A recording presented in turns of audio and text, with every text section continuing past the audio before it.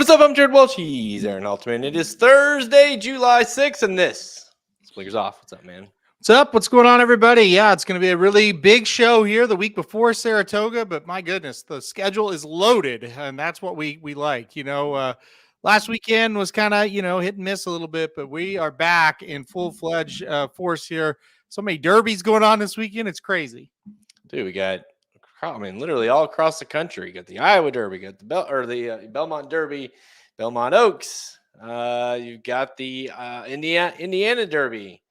You got the Cornhusker, which is sort of a classic prep. At least it has been in some of the past years. Nixco won that race. Fort Larned, I went there from that race to the classic as well. So you're going, right? You'll be there. Yep, leaving tomorrow, so excited about that. Taking a little trip up. Going to see, Husker Bush isn't running, but I'm going to go see him. And then hopefully we get some wins with Ain't Life Grand and Big Luke. We're the two horses we'll talk about today on the show. That's going to be Iowa Derby and Cornhusker bound. So, yeah, it's going to be good. I'm looking forward to it. I also love that the races are at night because I don't have to miss the Belmont card or the Indiana card. I can just get up there, go to the simulcast room, and it'll be perfect. So it's gonna be a good day. That or go to Jethro's and watch it, and then go over there. Yep, could do that as well. You can eat while you watch there. That's right. That's a good point. So big weekend, huge weekend actually. Couple things though, things that let's go through a couple of the high points and low points. West Willpower, are you over it yet? Wins the Stephen Foster. We were both finally against him. I mean, in some ways, I know you use him defensively, but after us pounding him in the Al Sheba, looking like idiots, he comes and runs a race that we thought he'd run that day. How serious of a horse is he, and are you annoyed with him yet, like I am? I think he's a serious horse for this season. I mean, when you look at the older horses, he fits in with them just fine. As with Rattle and Roll, who just, caught a pretty wide trip, probably was the best horse, or at least ran the best race that day.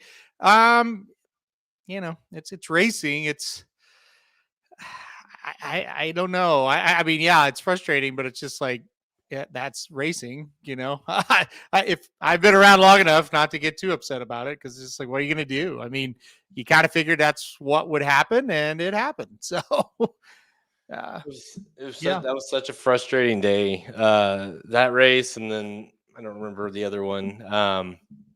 Two races that I handicapped, I thought perfectly. West Willpower I keyed in second. I had both McPeak horses on top. I just needed him to get up. It's like, and then on the turf race, that the horse that kind of was a speed, but maybe not get the distance, did that exactly, and couldn't quite. Got second. I keyed the horse in second, but some long shot wins. The race instead of one of the two horses I used on top. It was just one of those days where it felt like I was all over it in terms of how I handicapped it and how I thought the race would unfold. It just, the key horse I needed, kind of ran as good as you thought it would. It just, you couldn't quite get that exact to home. And it was really a frustrating day because you just felt like you're right there. Yeah, I mean, I would agree with that as well. Was able to string together the double in the last two races there. Used West Willpower and Rattle and Roll with the 5 in that last race. So that was good to kind of salvage that a little bit. But yeah, I mean, that big long shot knocked me out of the pick 5. So I felt like the Ellis card was actually pretty good until you kind of get to those last 3 races. But and I want to put up Nick's comment. 99 years out of 100, I would be like, yeah, he's not a classic horse. But the problem is, like, who is? Like Cody's Wish, sure. West Willpower fits right in, though. Most years I don't think, like, let's take last year, for example. Let's say West Willpower pointing to the classic, kind of wasting your time a little bit. And this year, I don't know. He's got a chance. There's just nobody out there that's that good, minus Cody's Wish right now. Yeah, I mean, this year, like we said on the pod last week, it's like I just feel like a lot of those horses out of that race are going to be in the classic just because where else are they going to run? And Yeah. I think Rattle and Roll for sure will be. There's no doubt about that. Smile Happy probably will be too, but yeah, I thought Rattle and Roll ran really well. Yeah. Kind of has proven to be a legit horse now, I guess. Mm-hmm. He definitely proved to be the more legit Big Peak out of those two. That buyer was insane that Smile Happy got the race prior, and we proved that because West Willpower technically regressed from the race prior Well, and won and looked like he did. it's kind of typical, right? The McPeak horses, for the most part, have trouble holding their form. Smile Happy hadn't ran that well before that big race at Churchill, up to that standard. I mean, he'd been okay, nothing great. He didn't run that well last Saturday. I don't know when they're going to pop and when they're not. It's really hard to predict his horses. That's why we always say on the show, take the ones that are bigger prices of his, because you do have to realize there's a lot of variance with his running lines for whatever reason. I'm not saying it's one thing or another. It's just that's kind of how you see. And honestly, I really was never worried about Smile Happy winning that race. I just didn't think he'd back it up. And it's unreal. Smile Happy made West Willpower look ridiculous in the Ali Sheba, and West Willpower totally turned the tables on him in that race and made him look ridiculous. It's weird. Yeah, Smile Happy didn't do any favors prior to that race. He was acting like a total idiot. I mean, but he still looked like he was in a good spot late in that race. Yeah, Rob. Where is it at? It's not coming up for me. But Rob, we will talk about the Indiana Derby. So, there we go. So it's like sticking. Is Magic on the back end? Nope. Oh, I think he deleted it. That's what. Deleted what? There we What go. are you talking about? There we go. I was trying to get it out. I kept clicking it, but it was sticking. It came up. It was up. Okay. Yep. Not on my end. Yeah, we will get into the Indiana Derby as well, so stay tuned for that. Other thoughts? The Dwyer. I know you were busy at the Cardinals game, the 14-hour Cardinals games you went to, but the Dwyer was a hell of a race. Fort Bragg, man, he ran huge, but so did the Brad Cox horse. Two horses that I think we'll hear a lot from this summer. Feels like it. Yeah, I thought Fort Bragg ran a tremendous race. Same for the Cox horse there, Saudi Prince, or Saudi Crown. I always say Prince. Saudi Crown. I don't know. Like, I heard after the race, Baffert talking about maybe stretching Fort Bragg out. So yeah, that's interesting. So we'll see. But man, it seems like our 3-year-olds this year are running huge in any race that's not a Kentucky Derby prep or a Triple Crown race, right? Like, you look at that, like Arabian Lion on the undercards of both the Belmont and the Preakness arguably ran a lot better races than the Belmont and the Preakness, right? And you look at like General Jim, of course, Mays ran great, but like the General Jim Fort Bragg race was ridiculous compared to a lot of what we've seen. So I don't know, maybe these 3-year-olds are a little bit better going shorter. Maybe they're a little bit late developing, and we're going to see some big performances, coming up here soon in the big ones. I don't know. Yeah, I thought Saudi Crown. I mean, I was glad it resulted that way because of the how I played it, but I really thought it was one of those things where it's like, oh, here comes, you could tell Fort Bragg is absolutely loaded.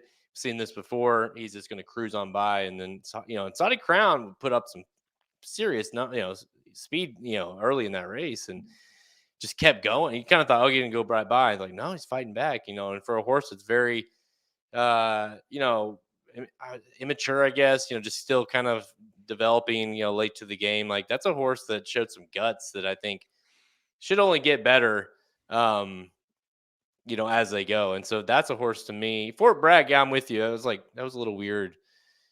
Baffert said that. I was like, I feel like you got enough, like, going longer. But yeah, we might see him going longer. Maybe he's a dirt mile type of horse. I don't know. We'll see where he ends up. But I thought those two were really impressive in that race. Speaking of Bob Baffert, the last point we'll talk about before we get into today's show, the news that Churchill Downs is just like, oh, wait a second, we're going to extend it one more year on you. You are banned from the Kentucky Derby for 2024 as well. After he had served his punishment, which we got extensive anyways, served it, that to me, and by the way, it's wild. This comes in the same year that, and not really the same month, really, that Churchill Downs had to shut down because horses were dying on their track and had to move to Ellis. Mind you, Bob Baffert had nothing to do with that. And you shut it down because of that. But then you say you're banning him because of the continued risk that he's presenting to horses and their health. So it's just like, it's wild to me. It's just, it's like when you punish a kid and then they serve their punishment and you're like, oh, wait, you got to do it for another year. It's just, it was, I didn't understand it. And that's coming from somebody that was not, I mean, I thought Bob Baffert needed to be suspended for what, that situation. But I also think it's over. Like, we need to move on from it. It's unbelievable how you and I have come full circle on this, because if Right? you go back and listen to the pods when all this was going down, we said, look, this guy needs punished. He has gotten so many positives in big races. I don't care what excuses they are. You can't get positives in derbies and oaks. You can't do it and continually get away with it. So it's like, that's good. It is good. And I don't necessarily have any personal problems with Bob Baffert. I'm just saying you can't get positives and get away with it. You just can't. But we have come full circle on this now. This is ridiculous. You punished him. He served that punishment. It's over. Can we just move on? It's over. Now, it'd be different if he was getting positives other places still and being a menace, but there's nothing going on that they have any proof about anyway that can keep this going like this. This is insanity. And to come out just out of nowhere and say, no, okay, he's gone for another year. And look, we talked about it last year. The punishment probably fit the crime. He needed to get at least a little bit more than a slap on the wrist, that's for sure. But towards the end of last year, we're like, with the point system and how they're doing this, the fan of the game and most importantly, the bettors are kind of been put in weird situations, right? And it's awkward. And it's like, it's almost punishing the fans and the bettors a little bit more than him at this point. Now, I mean, it's just ridiculous. And guys, to me, the biggest way how they punished him was to try to keep him from getting these great horses, these 2-year-olds. Maybe owners would go to different trainers because he couldn't run in the Derby. That simply has not happened. He has gotten and he will continue to get them. They're doing nothing now but becoming a joke. And that's the harsh reality of it. And it doesn't do them any favors that they've killed over 20 horses at that track and had to shut down and run at Ellis Park. Like, I am just shocked by this. And I'm not a Baffert defender at all, but it comes to a point where, like, this is a little crazy. And who's the worst part of this this situation? Is it Baffert or is it CDI? CDI is looking worse by the day when it comes to this. This is not a good move from them, no matter whether. No. I mean, on top of that, it's like I've seen some comments here in the chats, like, and you like Safi, they release a press release saying, hey, you know what, everything's all clear, he can return to the track, whatever. And look, not to cut you off, I'm sorry. He is 10 times worse than Bob Baffert. I'll go ahead and say it. I'm sorry. That it's the truth. And there's no one that should argue that, because it's totally true. And I'm not going to come here and bullshit people. I've never have on this show and I never will. I don't think Baffert's a very clean trainer. I think Safi Joseph is a lot worse. Period. Yeah. Put it up, post it wherever the hell you want to post it. I don't care. That's the truth. Go ahead. Yeah, it is. I mean, real race fans. I mean, the problem is with Baffert is his are happening or were happening, I guess, on a bigger stage. When it happens in the Derby and happens in the Oaks and these big. Where Safi is like day in, day out. We all know it. We all see it. Us bettors are betting Gulfstream Park or wherever. They're like, okay, yeah. I mean, that. So it's like, but the general public doesn't. And so Bob Baffert, they're clearly, for whatever reason, CDI is making an example. We knew they were making an example out of him, but now it's to the point of like, it's almost like they're just doing it out of spite, like we're just going to keep doing it. Like, I wouldn't be surprised they keep trying, to suspend them. And I just don't understand. Was there something in the legality of it? Like, oh, we have the right to suspend you further. I didn't know that you could just like have a suspension. It'd be like suspending someone in like the NFL or something, and then when they've served their suspension, it's like you see on the news or whatever that, oh, they're back at training camp, and then a day later, like, oh wait, by the way, we're going to extend that 1 year. Well, and the reason we're doing it is because he keeps saying we were wrong for doing it. Okay. Yeah, that's a good reason to suspend somebody. Basically, that's the reason. They said, well, he keeps saying he didn't do anything, and so we don't think he's learned his lesson. This isn't fucking kindergarten, and you're not the teacher, CDI. And to be completely fair, outside of the Kentucky Derby, is this track even relevant anymore? I mean, seriously, do you really care what goes on at Churchill Downs outside of the Derby? I really don't anymore because of how terrible they are, and they've shut down tracks that people love. I'm sorry. Once that week gets over with, I don't care to watch another race from there. And they've done that to themselves. And by the way, the last thing about this, the integrity of the Derby has been the big key to this, which I agree with. You need to keep that race, up on a pedestal without any question.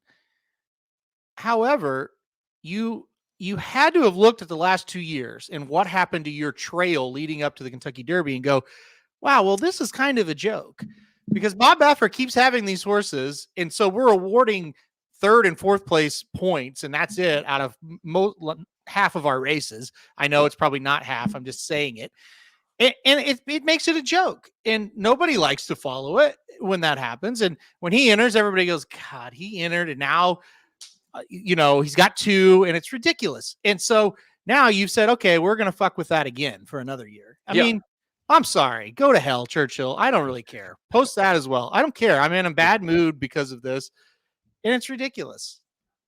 This segment of Blinkers Off presented by CDI. CDI, make sure you make your next bet with CDI. Anyways, listen, I think I want to know where you're like, well, I know where you stand clearly, but because like I'm with you. You and I kind of came about this the whole way. Like, I feel like where we were like, yeah, like Baffert needs to be gone for a while. Like, he sucks. He did.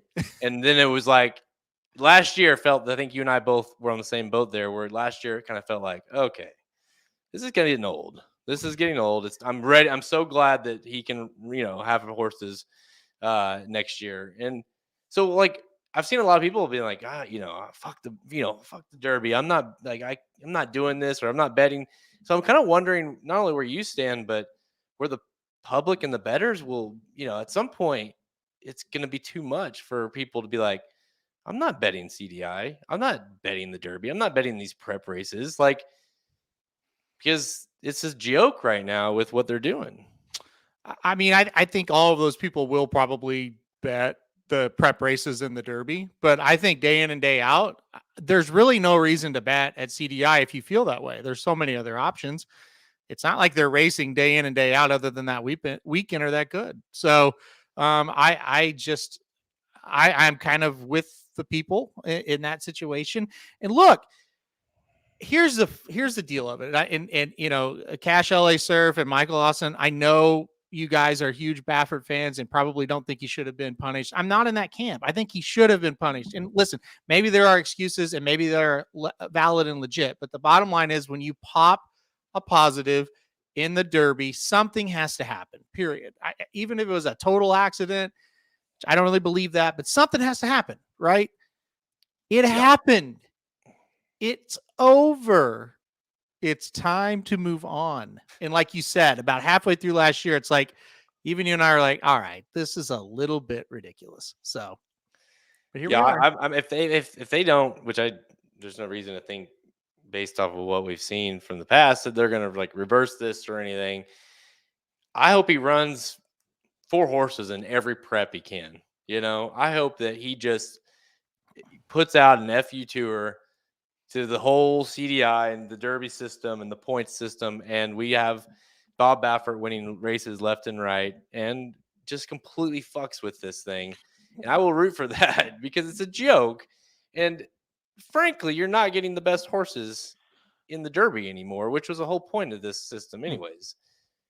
Look, well, there you go. He put it perfectly. He said, "We're not getting to see the best horses at CDI in the Derby, or we're not seeing it in the Derby, and CDI doesn't care."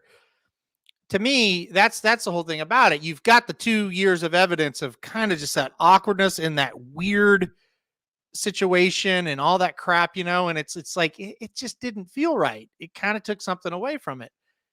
However, it's over. So now we could get back to normal. No, we can't. So, and don't Bafford's gonna have the best horses again next year, or at least many of the best ones. He may not have the best. You never know about that. But so come on. I mean, it's crazy. It's nuts. And here we go again. We'll be in January and be like, well, Bob Baffert has 5 in the, San Felipe or not San, whatever the Sham, and none of them get points. Great. Cool. It's awesome. Love it. And trust me, it's so annoying all year where I'm like, 8 horses lined up for this one, 3 are eligible for points or whatever, because you got Baffert in all of them, and it's annoying. Yeah.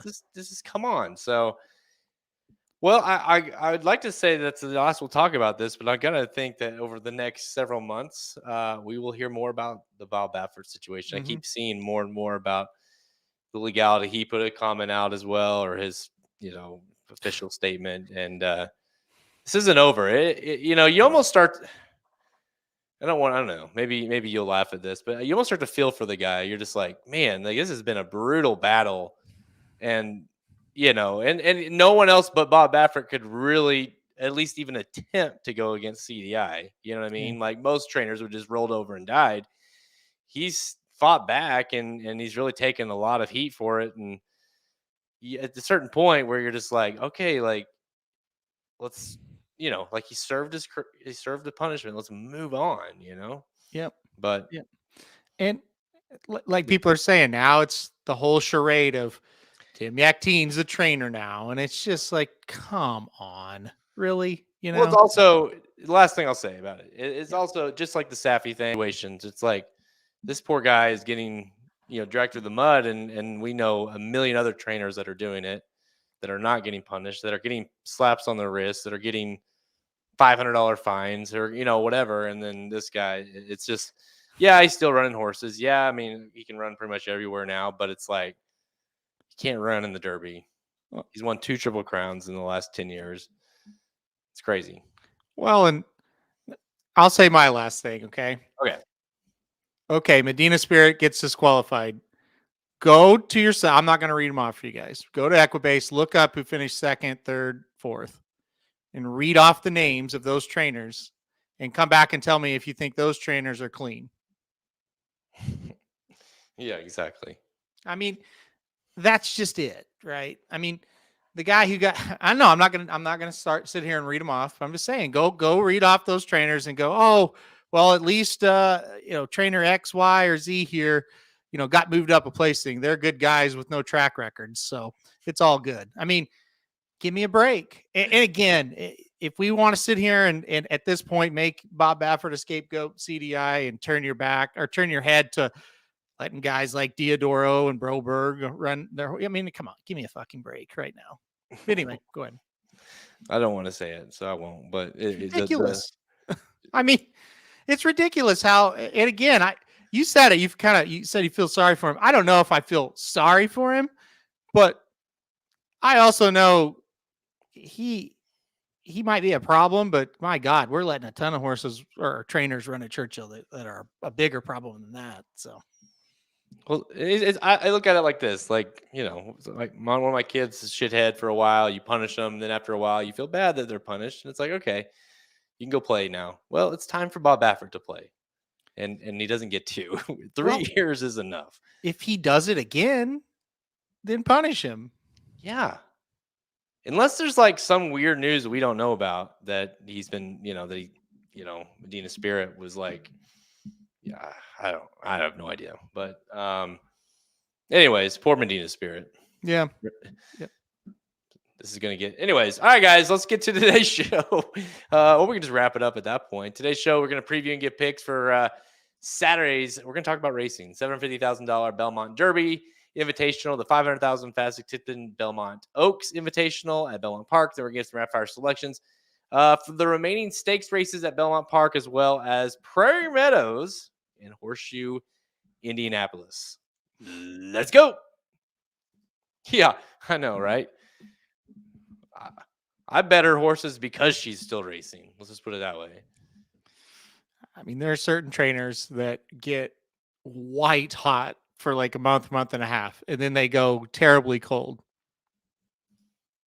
Yeah. And it's same horses. Anyway, I'm not. It's like when a trainer is like, oh, that horse now just went 21 and 45 and put those other horses away. Yeah. But that horse couldn't finish the race last time.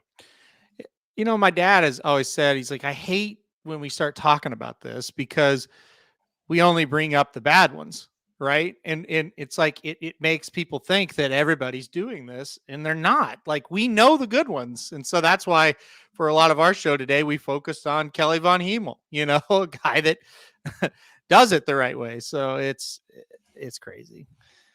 Yeah. Do you need a second? Do you need No. Okay. No. I mean, anytime I love this Halterman, by the way, guys. This is my favorite Halterman. Look, and here's the deal, and here's the problem. And this is not me bragging. This is just kind of a fact. I handicap every track, everywhere. So I know 99% of the time what's going on with these guys. And how do you, I know we've talked a little bit about this in the past, but how do you look at a race like that? I mean, you're a guy that you've seen all these races, you watch all the races, and would you account for that? Do you say, well, that horse sucked last time, but I've seen the way X trainer has been running some of these horses. I think this horse might be good or might be good today. Do you handicap that? You have to, right? Undoubtedly, yes. Yeah.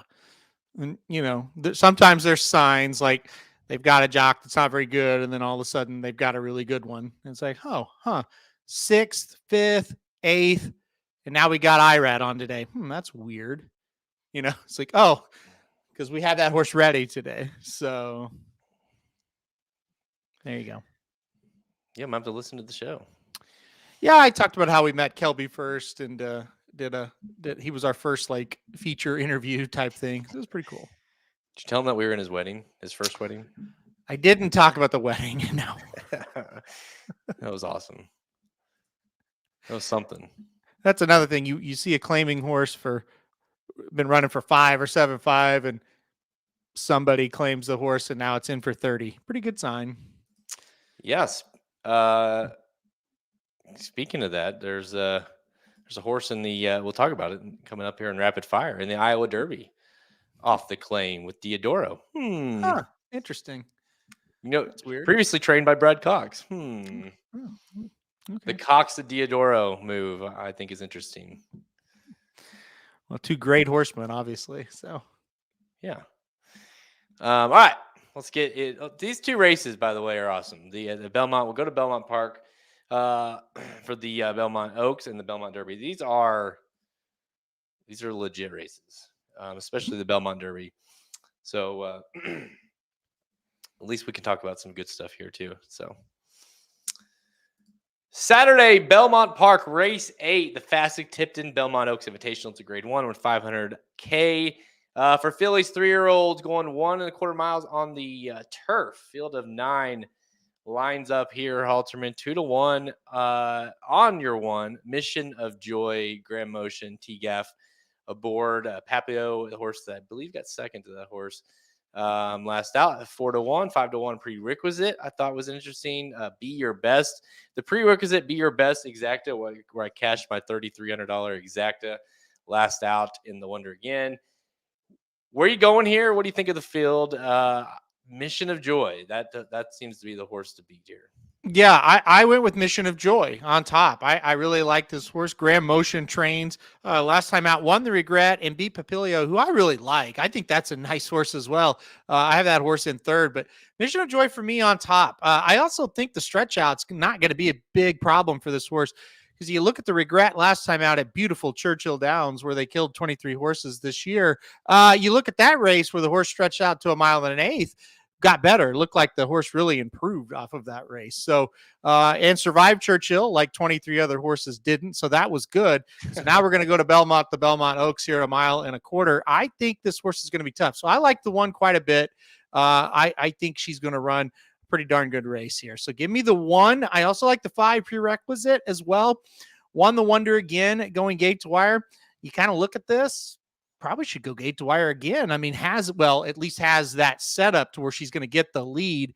Can she take it all the way? Can she get that extra 1/8 of a mile? That's going to be the big question mark, but I do like her quite a bit as well. So 1 and 5 are the 2 I like best here. Yeah, I really wanted to go with the 5, or even, after as much money as I made off of the 6, I kind of thought about playing the 6 here. I think this horse might get better with one more start here and going a little bit longer, but couldn't pull the trigger. Asprey for Chad Brown. It's interesting. What did you make of the move of? I'm trying to figure out what the move is with the Pratt. Pratt rode Asprey last time out. He also rode prerequisite the last 2 times. Last 2 times were wins. Is on Asprey. Irad obviously gets on the 5 prerequisite. Has not rode that horse before. So what do you think of that situation? I thought that was weird for sure. Listen, Asprey, I guess this is the one that they chose, or Pratt chose, but I don't really know why. That's not really a knock on him either, by the way, because I do really like those last 2 races, but it was a bit surprising that he ended up getting them out here. I don't know. Maybe Irad snuck in there and got that mount somehow. The jockey situation was very interesting. I wouldn't really talk anybody off the 7 because of that, but I just couldn't get there from a handicapping standpoint, looking at what the horse had done, but stretch out's probably going to help this horse, Galileo mare. So I would say the distance should be okay.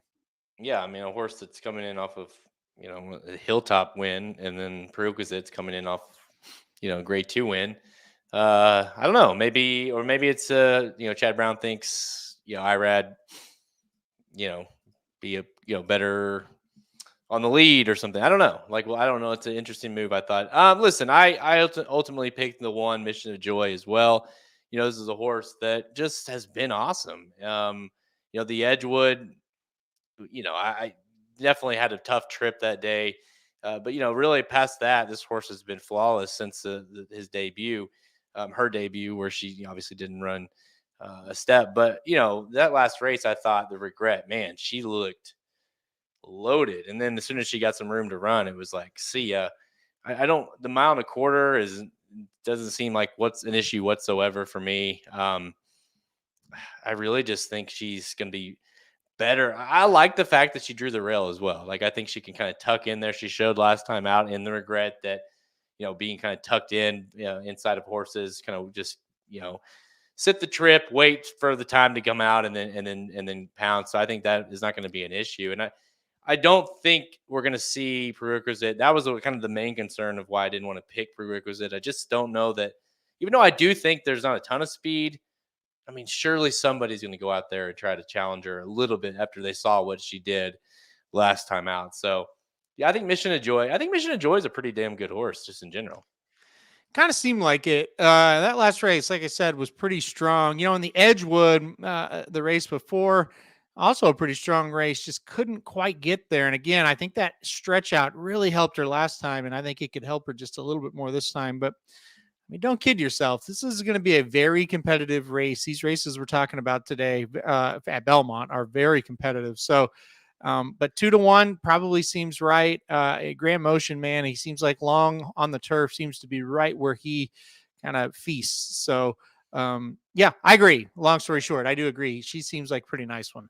I will say this. I mentioned it a few times. The 6, Be Your Best, a horse that I think is very interesting here, especially underneath, a horse that I keyed in second the last time out. Wonder again was a huge prize. Well, 14-1 almost.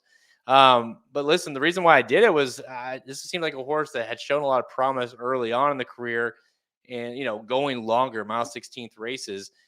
It got cut back to the mile. The Breeders' Cup, the Appalachian did not run well.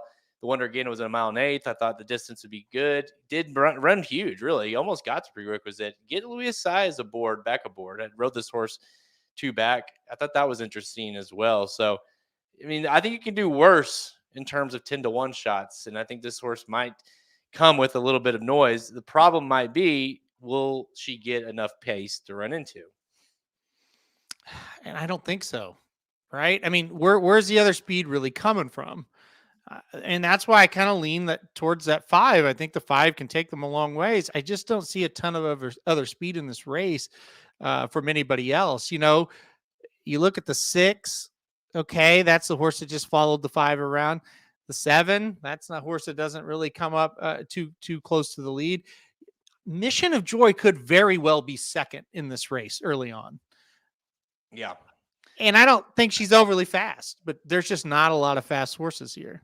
I think the 1 and the 2 will be somewhat closer to the lead, just because, I mean, last time out, the 2 Striking Spun was in second, really set right there, but that's because they went like 50 and 116. You know, that was a 1 3/8 race, but still, like, they were crawling, and that horse kind of just got up there. But this horse has shown in the past to come off of it, so it will be interesting to see how slow they go. You know, prerequisite did go pretty decent clip that day in the Wonder again, going longer here. But I think this horse has got speed, and I don't know that anybody's going to be able to fully push her.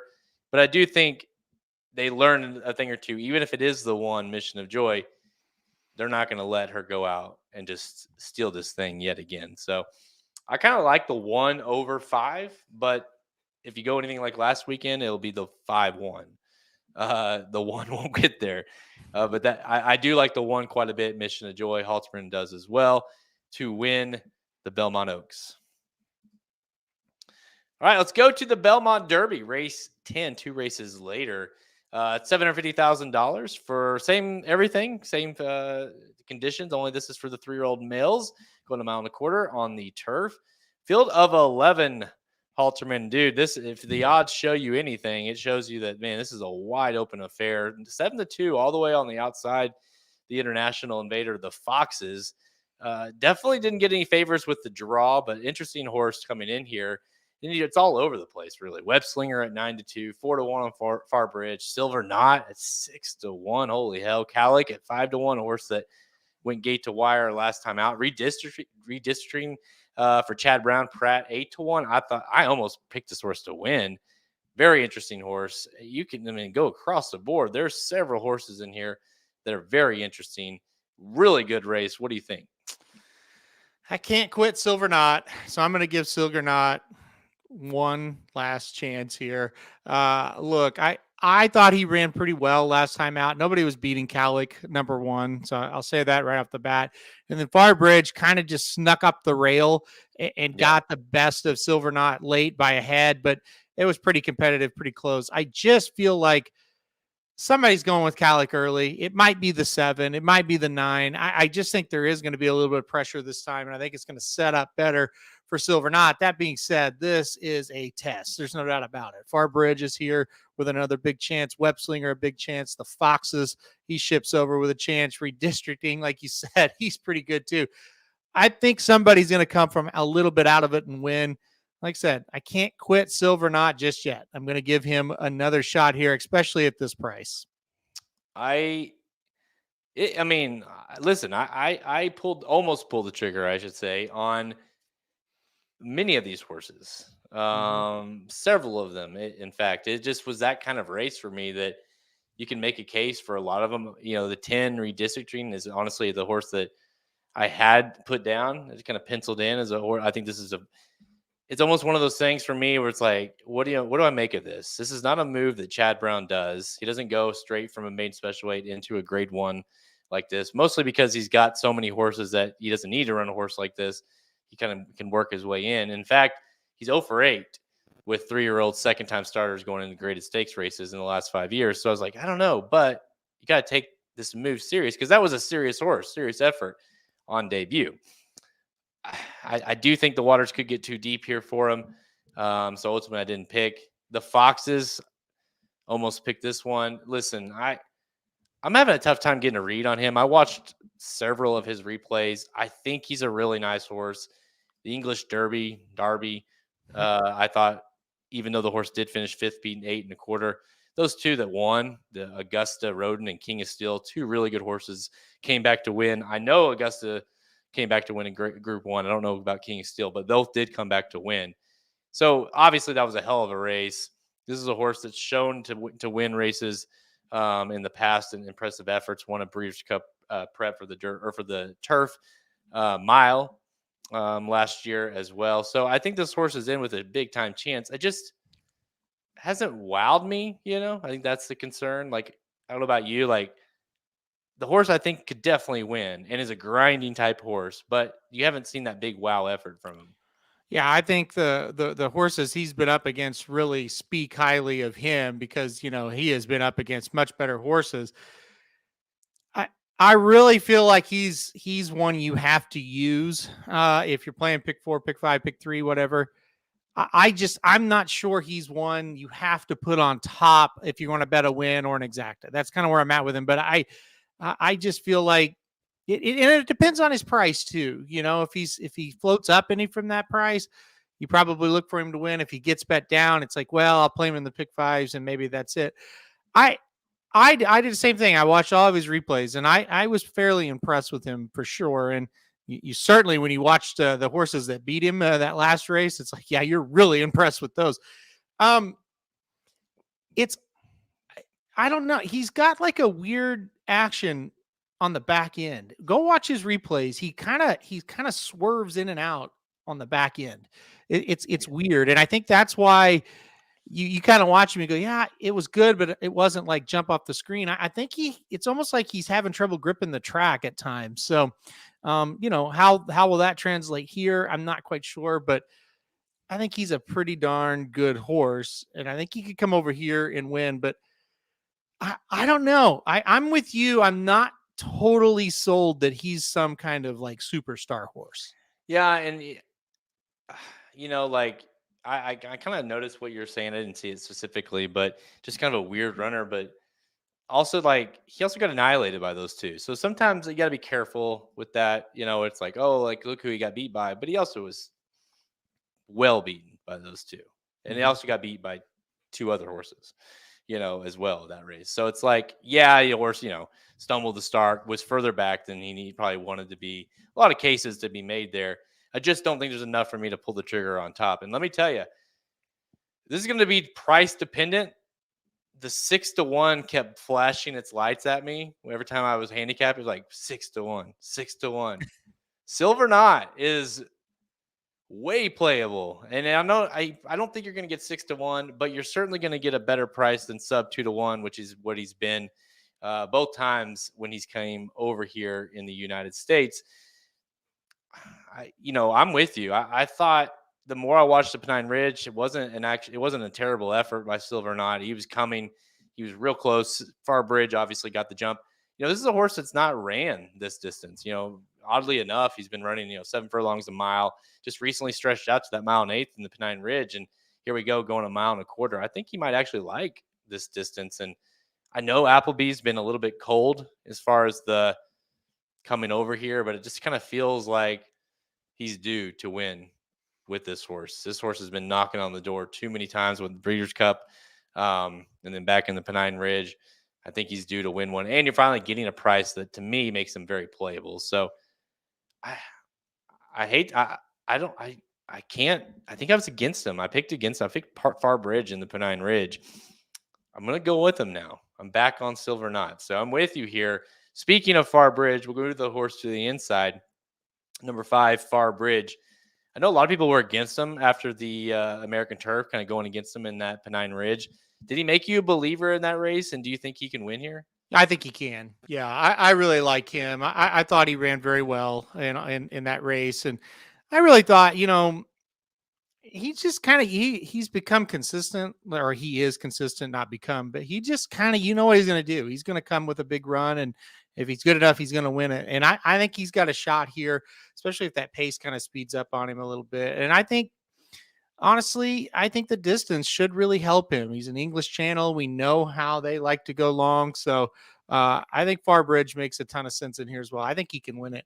I think the 4, the 5, the 6, the 8, the 7, the 10, the 11. I mean, I think they all here are here with a big shot. So I definitely think if Farbridge is going to get that setup, and if he does get that setup, he's going to be tough.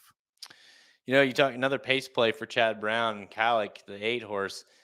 Another horse that we talked about prerequisite or that stole the race last time out. Well, Pennine Ridge, Calic did that exact same thing here. Holding off Farbridge and Silver Knot. This is a horse that's routed off 3 wins in a row. Each one has been a little bit longer than the last and has looked pretty damn good. But that kind of feels like the horse is going to run out of luck with the distance getting longer and longer.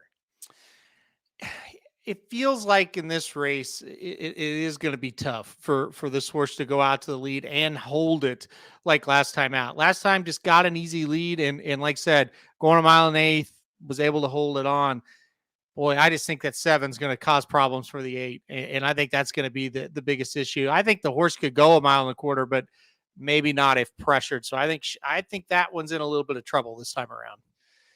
Yeah, I kind of that's where I was led with the horse as well. I thought that was a kind of a I don't know, like a very clear example of a horse that's just going to be a little bit in trouble with with the lead on top of kind of the longer distance. I think this is a horse that might get a little tired late. And I don't know. I talked about the 10 redistricting, but what thoughts did you put into this horse? Yeah, I thought about it for a while. It's a weird move. Yeah, just kind of didn't end up pulling the trigger on top. I'm still debating what to do with the pick 5. This is one that kind of feels like maybe you could throw in the pick 5 and it would make sense if the horse wins. I mean, I think they're taking a shot at it, and I don't hate it. I couldn't get there with the horse on top, but I think I prefer the 10 maybe over the 8. Maybe my words on that one. I don't know. I'm still kind of debating between those two. I would agree with that. I think interesting move. I like that Pratt is aboard the 10 as well. Nick Sievers, our boy Nick, he says, it feels like a closer's race, but the 7 wire with Johnny. Wizard of Westwood has been a horse that's tried to wire the last 3 races, successfully did it last time out, going a mile and 1/4. Johnny V gets the mount. He rode this horse on the second start where he finished second. Santanita horse, Michael McCarthy. Is this more than anything? Is this like the horse that destroys both himself and the 8? It's possible. Yeah, I think it's going to be one of those two get out to the front. The 7's got like that California speed sometimes they say, but yeah, for sure. I think. I know Magic kind of likes this horse as well. I just couldn't get there as far as winning. I don't know. I just kind of feel like the 7, the 8 might bang heads. But listen, say the 7 gets the jump on the 8, gets ahead. One at this distance last time out, maybe can kind of take him gates where usually, as a rule of thumb, this isn't totally true all the time. But when a turf horse from California ships east, it doesn't usually go that well. But when a dirt horse from California ships east, it goes a heck of a lot better. So that's kind of where I'm at with Wizard of Westwood. Kind of need this horse to prove it to me outside of Santa Anita. All right. We didn't talk about this horse much, so we'll talk about him real quick here. Number 4, Web Slinger, coming in off 2 wins. He won the American Turf, the Grade 2 American Turf at 22-1 on Derby Day. And, it was a huge price. Came back, won at as you said, survived Churchill Downs with another win. Beat Middleton's March, didn't beat a great field, but did pretty nicely. You got to think, beat Farbridge, beat Major Dude, who came back to win. Major Dude we'll see on tomorrow at Belmont. Farbridge obviously proved to be a nice horse in the Pennine Ridge. Web Slinger, at this point, you got to take him pretty serious. How are you playing him? Do you think he can win here as well? I do. Yeah, I do think. Added to the list, right? Yeah, I really do. It's funny, like the Belmont Oaks, it's like, yeah, I kind of think Mission of Joy is going to get him. And then you get to this race and it's like, oh boy, there's a lot of them to play here.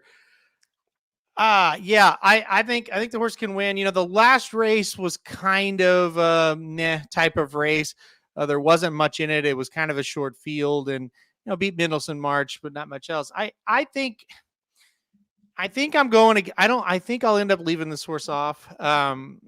But definitely could come back to bite me. There's no doubt. The horse, look, two back ran a terrific race, and Far Bridge probably was unlucky not to win, but still, those were really good horses. Major Dude, like you said, really good horses, and Webslinger was able to win. So wouldn't be shocked. I like I said, I got to make decisions on what ultimately I'm going to do with the pick 5, but yeah, can definitely win without any question. I mean, I'm with you. I think this is, I watched a little bit of the Magic Mike show earlier with Magic and Nick, and I think both of them went pretty deep in this leg, and I think you almost have to. I mean, because I'm with you. I like Mission of Joy and the Oaks. This one, I really wouldn't be surprised if, there's 11 horses in the field. I wouldn't be surprised if 6 different ones win. I mean, the Foxes redistricting.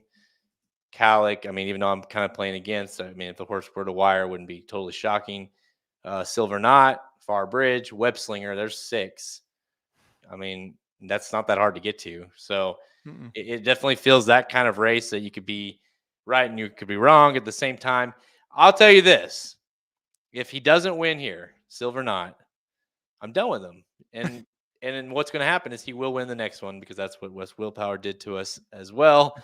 Silver Knot is my top pick. Halterman's top pick as well to win the Belmont Derby.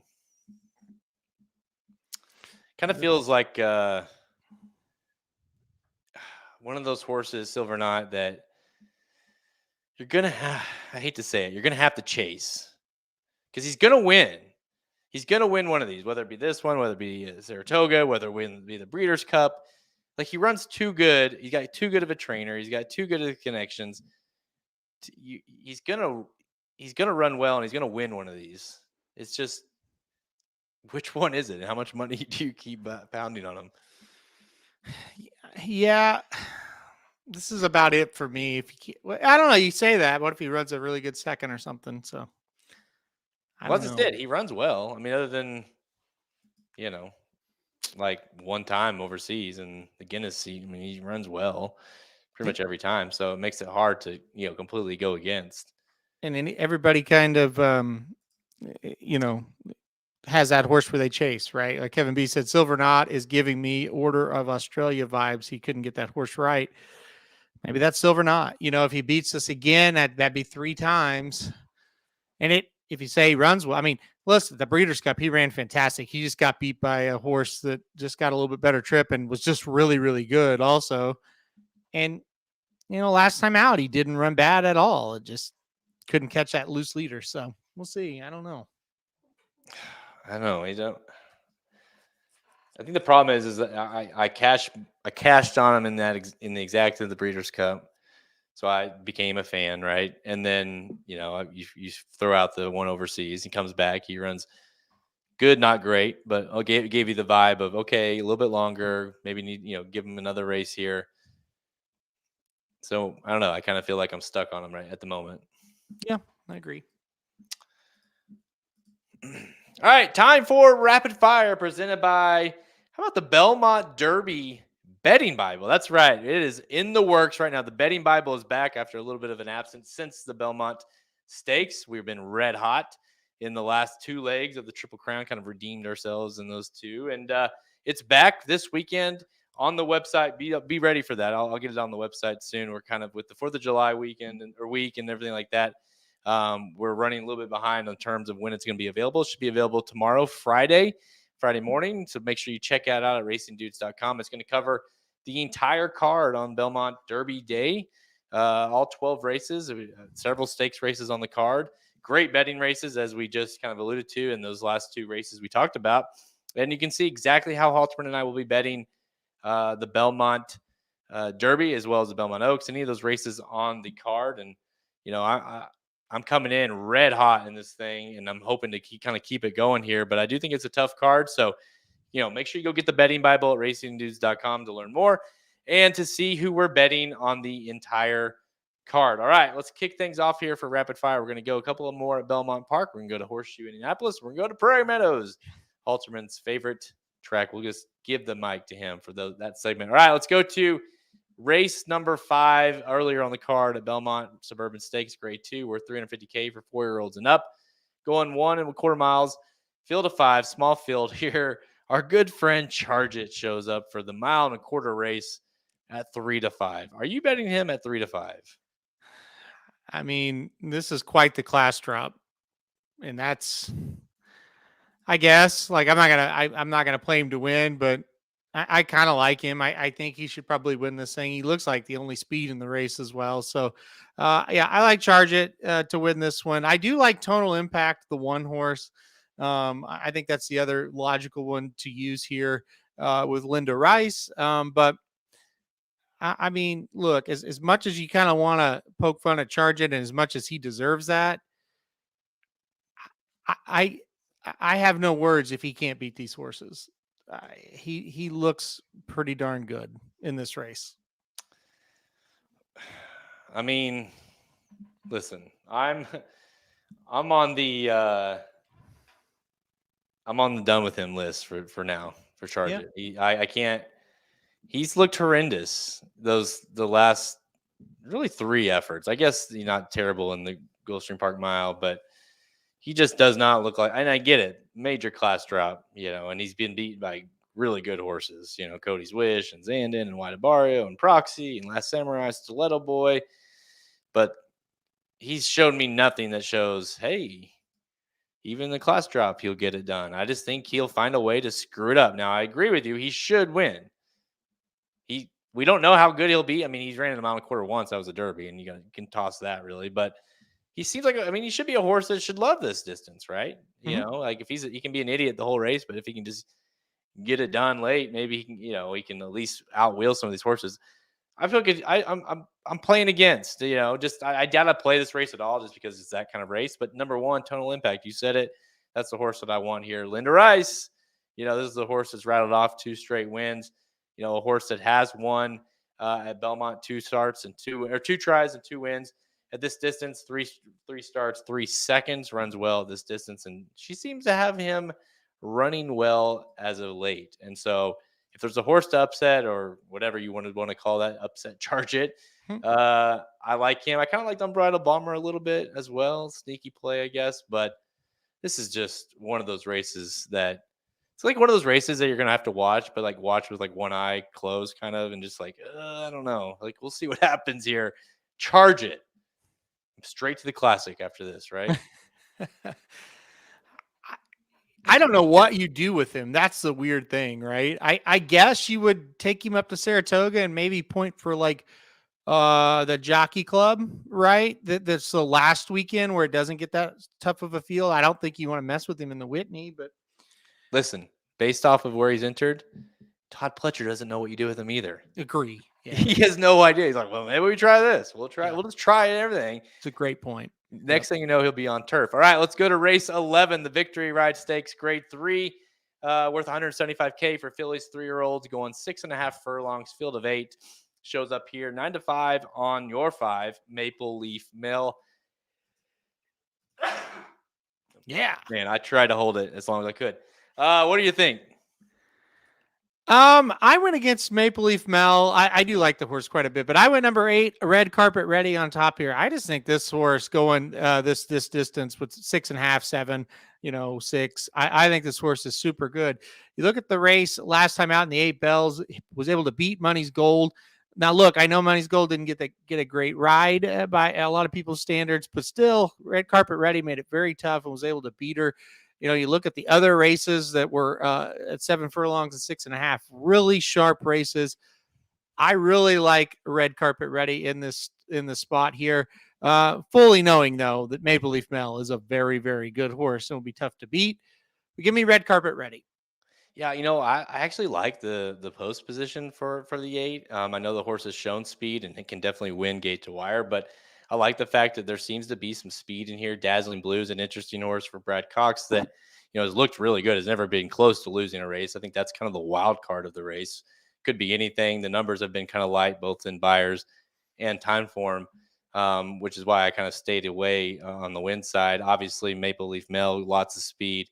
there's a lot of speed in the race. This 6 has speed. So I think if the 8 can kind of sit that stalking trip that Sias did last time out in the 8 bells, I think she'll be really tough here. So I'm with you. I think she's going to be my top play here. And I think she's single bull in this race just because of the way the race sets up. That you're playing against a favorite in a sense, even though I do think she will be lower than 3-1. I think it's a nice spot for her, and I think she'll be loaded here for Sias and George Arnold. So red carpet ready. I'm with you on this one as well. All right, let's go to Horseshoe. Let's go to Horseshoe, Indianapolis on Saturday, race 12, the Indiana Derby. It's a grade 3. We're 300K for 3-year-olds, going 1 1/16 miles, field of 9. Have you heard where Race Kane's going to run? I have not. No, that's a good question. I don't know the answer to that as of right now. Race Kane has entered both this race and the Iowa Derby as well. So I don't know which one. Maybe he's going to run both. We'll see. But field of 9 as of now shows up for the Indiana Derby. 8-5 on Verifying. Halterman, can Verifying finally win a race? Is he found the race that he can win? I mean, how can he not win? I'm sorry. That's not. These horses aren't that good, I guess. Let's back up and say that. Like, you look at the race last time out, he lost to Disarm. Well, Disarm would be a huge favorite in here if he was here, and so they were well clear of everybody else in that race. You look at the race again at he got beat by Tapatrice. I don't know, maybe that's a bad thing, but still they were well clear of everybody else. It seems like this is way his race to lose.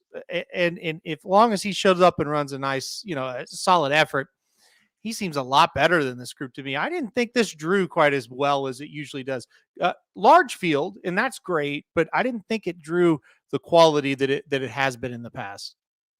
No, it did not. It's pretty, and you can say that when you know that he is he's a horse that hasn't won in a minute, and it's like, yeah, I think he's a clear horse to win here.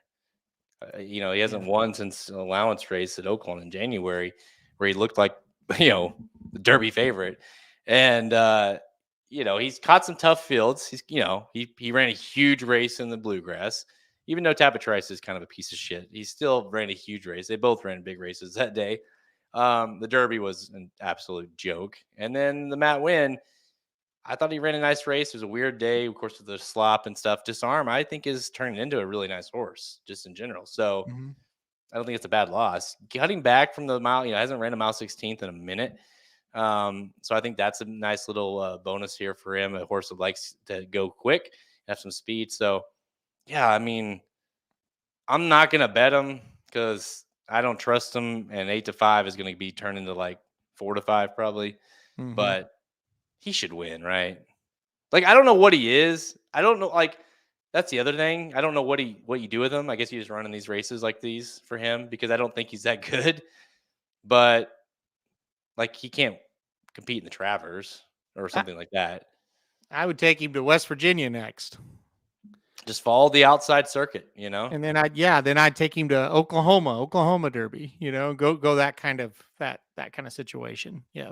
Yeah. I mean, he could definitely do some damage in those races, I think. So we'll see. Just like a few of these horses were like, he should win, right? I think he should win. All right. We're both on number 5, Verifying to win the Indiana Derby. All right, let's go later in the day and over to Prairie Meadows for the Iowa Racing Festival, race 8 on the card on Saturday night. This is 9:09 specifically, Central, on Saturday night. So like Halterman said earlier, you get all this out of your system. You get to watch the Belmont, you get to watch Indiana, and then you go into Iowa, do some night racing. Race 8, the Prairie Meadows Cornhusker handicap. It's a grade 3. We're 300K for 3-year-olds and up, going 1 1/8 miles. Field of 10 lines up here, Halterman, and it's like I said in the opening, it's kind of turned into a race that you see some nice horses come in, and not just come in, but have done some damage later in the year. In fact, we've had a couple classic wins under our belts from this race. So 7-2 on our boy Ain't Life Grand for Kelly Von Hemel. All the way to the outside, you've got 9-2 on Call Me Fast, 3-1 on Skippy Longstocking, Warrant. I try to say Warrant and 4-1 at the same time. Warrant at 4-1, Frosted Grace at 5-1. Warrant was the favorite of this race last year, who did not win either. So, where are you going? I think I know, but try to look at this from a non-biased mind, please. Well, you can't do that. So I'm not capable of doing that. Yeah, I went number 10, Ain't Life Grand on top here. Look, I mean, he won the Iowa Derby last year against Open Company right here at this track. He loves this track. He's at home, so that's the good news. He beat Open Company at Oaklawn Park, the Lake of Ouachita Stakes, pretty similar to this one, honestly, from a talent standpoint. Look, Skippy Longstocking and Call Me Fast are coming in here, and I think they're dangerous, without any doubt. I think they're dangerous horses, but I think Ain't Life Grand, he can compete with these, and I think he can beat these. And you look at the race last time out in the Jim Rasmussen, I mean, he absolutely dominated that group. And so he's won back-to-back. He's run back-to-back 100 buyers. You know, the word is he's still doing very, very well. I think he's going to get the job done. I think Ain't Life Grand can beat these horses. So I'm going to go with a 10 on top to make it an Iowa bred winning the Cornhusker. It's fitting, right? I mean, Mm-hmm. It needs to happen. I went into this race thinking, okay, I know Haltern's probably going to pick Ain't Life Grand, and I'm gonna go into this looking at him as a favorite, trying to beat the favorite like I do every race. And yeah, I mean, sure, there's it's Prairie Meadows and weird things can happen. These aren't the greatest of horses, but listen, Ain't Life Grand has ran 9 times at Prairie Meadows. Obviously, it's kind of his home track. 7 of those were wins. Mm-hmm. 7-9, 2 wins, or 2 of them were thirds. Now, he's definitely got him running as best as he's ever ran or been running. Like he's rattled off back-to-back triple-digit buyers.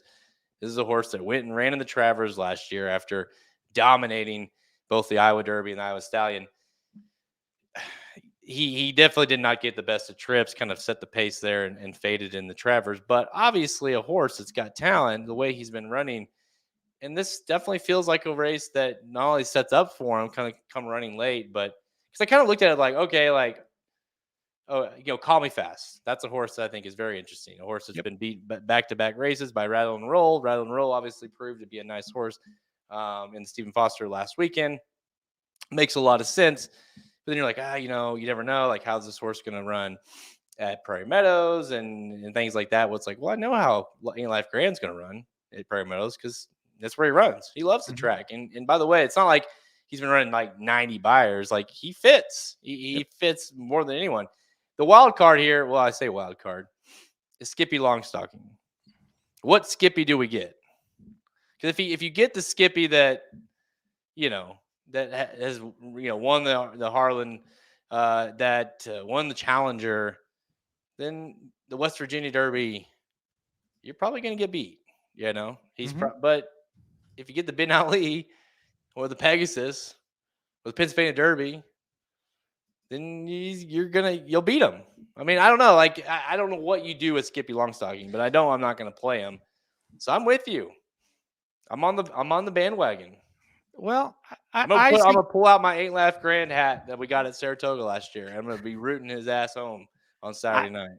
I just feel like he makes a lot of sense in this spot. I'm with you. I said on the preview, if we get the best Skippy Longstocking, I don't know that Ain't Life Grand can beat him. And that's really not a knock on Ain't Life Grand. If you remember, after Skippy Longstocking ran that race on New Year's Eve at Gulfstream, I thought he could win the Pegasus. And so did you, obviously. And so it's like, he is really good when he's really good, but he was really bad when he's not. And so if he comes up here and he kind of throws in a clunker, it's there for anybody, including Ain't Life Grand. And I think the home track advantage, and as good as they've got him going and as good as Kelly is at picking a spot and the horse firing, I think he'll show up with a big race. Whether he wins or not, we'll see. But I would be really surprised if he doesn't run well. Yeah, and there's a decent amount of speed in the race as well. Horses that, Giant Game and Promise Keeper. Um, Skippy has been shown that he wants to go. Sometimes Fleet Ridge, Frosted Grace, Warrant. Obviously, I think Warrant will probably be on the lead. Just feels like the race is kind of like shaping up for him to kind of make that move where it's like, all right, here he comes. Can he get there? Is he good enough? Man, what a story it'd be. Because listen, Kelly, listen, if you're listening, like you win this, you better run the Classic. Okay. I want to see that horse at the Classic. Give that horse another shot at the big time race, because the Travers was not his best effort that day. Yeah. It's I don't think we're going to the Classic, but yeah, listen, I do think there's bigger races for him in his future, but I was talking to Kelly about it last time I was up there, and he said, well, look, let's see if he can win the big race at his home track. Then we'll go from there. Yeah, so that's more than fair, right? And I've said it before on other shows, but the owners are from Iowa, and the owners go and pet that horse and feed him peppermints every night after the races. So they enjoy having him at home. This is not, some huge breeding farm in Kentucky that owns the horse and they never go see him and they just say, go run in all grade ones. He's not a pet, but he's their horse. They love him and they want him at home. So what the fuck? Well, you can't argue with that, right? Let them go do it. Let them go pet their horse every night. I have no problem with that. So, well, shit. The way he runs over out there, he's about to be a millionaire ATM machine that's a pet. So, yeah, they could be worse pets, and his sire is not this time. I'm sure he could be bred and do quite well as at least a Iowa stallion one day. So I'm sure he might never leave Iowa. But we'll find out what he does in the Cornhusker. But these two dudes are picking 8 Life Grand to win this race, and hope the guy gets it done. All right, let's go to the last one here. Race 9, the Iowa Derby, $250K for 3-year-olds, going to 1 1/16 miles, field of 14. Goodness. Lines up here. I lost track. I was on Twitter trying to figure out where this horse is going to run Race Kane, but I haven't seen yet. But 3-1 on Eyeing Clover for Brad Cox. Santana gets them out here. Bo Cruz at 9-2. Race Kane for the time being is 4-1. Where are you going here, Alterman? This seems like are you going to the Kelly Von Hemel double with Big Luke? Boy, I was up there when Big Luke won his stakes, and I'm telling you, they were really happy with him, and they thought he would run well, and he did. But the problem is, first time stretching out, number one. I think that's, they think he's going to run very well going 2 turns. They think he's a better 2-turn horse, but this is a tough challenge, stepping up to face Open Company 2 turns for the first time. I don't think he can win. I think he'll run okay. I would be disappointed if he was towards the back. I think he can get up there and run okay, but couldn't go with him to win here. I debated this for a while. There's so much speed in the race. So I was like, okay, I'm going to take a closer here. Then I looked at the closers. And I said, I can't take it. I can't do it. They're not that good. So I thought, who's the horse that could sit off the pace that's from that hot pace? I think Bo Cruz, the 6th horse, will be able to kind of sit the trip. I think he will allow the jock to sit off the pace, kind of be patient. And I think we'll make a big run at the end, kind of get first run on those horses up front. So I went with number 6, Bo Cruz on top.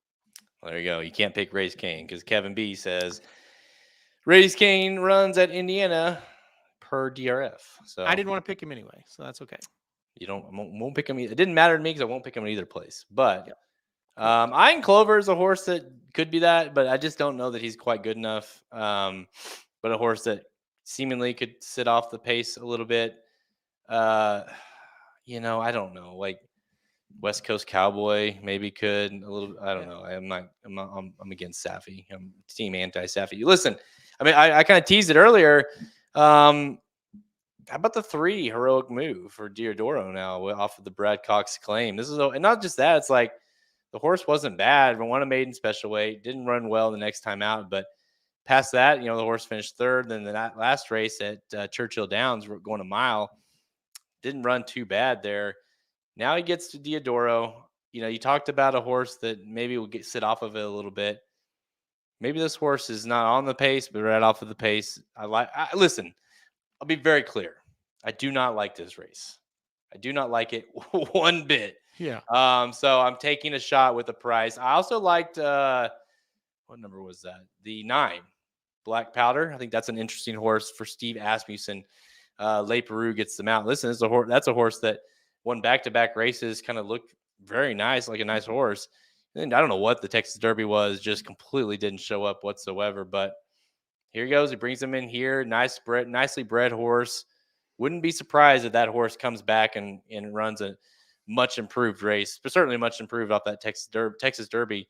So I like the 9 quite a bit. Is here at 10-1, and I like the 3 at 12-1. Heroic Move. I'm going to be looking to kind of sprinkle those horses in a couple of different spots to try to, get a price home, because I just don't like. You talked about the Indiana Derby. This is not a good race. It never really is that great of a race, I guess. It's different this year because it drew 14 horses. So it's like, wow, that's insane that it drew 14 horses. But you're right. I mean, there's no horse coming in here. It's like, oh, this is a beast. No, not I mean, there's not even. Let's see. I'm trying to look here just real quick. I guess how did he do that? Ran in the Smarty Jones. I was gonna say there's no horse even ran in a Derby prep, but Dennington. There's a few in here that had ran in some of those. Obviously, Ray's Kane doesn't count because he just sucks. But I mean, really, he ran a lot better than a lot of horses did in the Derby. Let's put it that way. Yeah.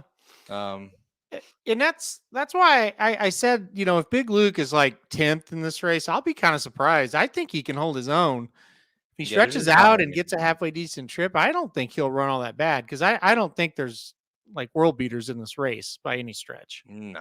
Not at all. West Coast Cowboy was in the Holy Bull, finished 3rd in the Holy Bull to Rocket Can. Shadow Dragon, remember that? Feels like a lifetime ago. All right, I've got number 3, Heroic Move. Halterman's got number 6, Bo Cruz. Let's see. Kinchman. I don't think so. Army Mule, Tapature. Yeah. Quality Road, Good Magic, Gun Runner, Creative Cause, Violence, Looking at Lucky, Gun Runner, Malibu Moon, Tapature again, West Coast, More Spirit, Mine Shaft. So no. Tapatures. No Tappets. Big Luke. Tapature. Yep. There you go. What if an Iowa bred won the Iowa Derby 2 years in a row? What if Kelly wins both of these races? How crazy will the party be at the barn that night? I don't think I'll be able to come home Sunday to stay an extra night. If either of them win, it's going to be pretty wild.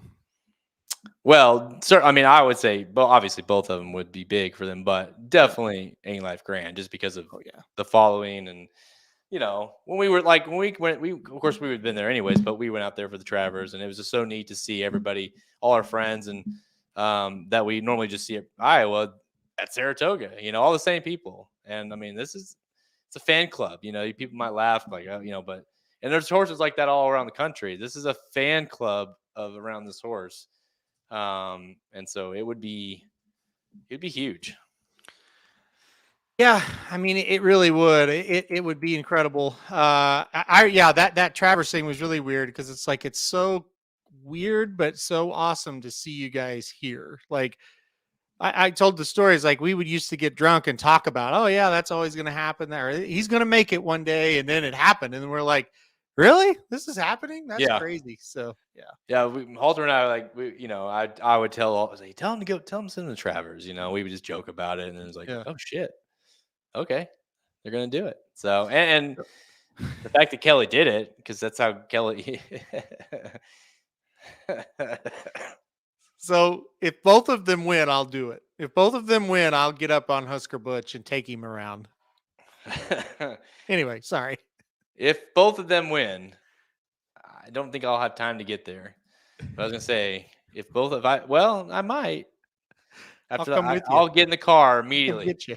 and try to get there in time to see Altman, and I'll get a video of that for you guys. Oh, man. All right, that's all the time we have. Check us out at racingdudes.com for our free picks and our premium selections on our products page. Click the Get Racing Dudes premium button at the menu at racingdudes.com to learn more. Remember, go check out the best bets page at racingdudes.com as well. You can see exactly not only what we're betting, but how we have bet these, not only just horse racing, but, baseball, any sport that's going on, we're betting those sports. Obviously, MLB being big right now. Gearing up. I do a lot of horse racing. Had an up and down weekend last weekend. Kind of finished the weekend strong though. But I try to focus on horse racing as much as I can. Obviously, with Saratoga and Del Mar coming back soon, we'll be focused on that. So go to Best Bets, and you want to see not just like a list of plays, like exactly what we're betting. This exact. If you like the betting Bible, it's a lot like that. We're specifically telling you what to bet. Speaking of the betting Bible, make sure you go get your hands on that at racingdudes.com. I'm going to get the pre-sale going here as soon as we're off here. So at least people can start purchasing that. And of course, will be available on Friday for the Belmont Derby whole card at Belmont Park on Saturday. We're on Twitter at @racy_dudes, Instagram and Facebook. You can find all episodes of Blinkers Off by visiting our podcast page, Apple Podcast, Spotify, all the places you listen to. We are there, as well as the Magic Mike Show. They did the Belmont Park Saturday late pick 5. It was Samich is away on vacation, so it was Magic and Nick Seaver. So if you want their pick 5 tickets, make sure you check out the Magic Mike Show. I know we're running kind of long here, but I've seen a few comments that we should probably get to. Okay. That's how you pull that up. Any thoughts on the ousting of Anthony Stable in Naira? I pulled it up because I did not know that happened. I knew it happened. You didn't know that happened? I don't think so. They kind of I don't know the details because not a big fan of Stable, so I don't really care. But the way it sounded is that he kind of got shit on a little bit. I don't know what exactly happened though. Really? I didn't know. I don't have any. I mean, I don't know him one way or another. I don't really know. So, but I didn't think he was. I thought he did okay on the shows and stuff. So I didn't know about that. Yeah, I keep getting bumped for my alien talk. I was gonna do it on the. I text Halterman. I was like, hey, when are you guys recording? Because I had the boys until 3 this afternoon, and he's like, oh, we did it at noon. So I didn't get it on. So we can talk about the aliens at some point. Yeah, I'll allow one alien question, and then if you have a would you rather, we play, me and the boys, we play would you rather 10 times a day. We have some good ones. We have some good ones too. It's trying to remember what. I don't know. Think of one, somebody, and you will answer it. Kevin says he's a piece of shit since we are calling out on his show. What happened? I don't know. I don't know. Says he's a hothead. I don't know. I don't know him really, but just never been a huge fan. But what it sounded like was something. It wasn't on. How do I put this? It didn't feel like it was kind of surprised. It wasn't on the up and up. So. Okay. I don't know. Well, he was just gone one day, and then. Yeah. See, I don't follow any of it anymore. I'm not up on all the gossip. So. Oh man.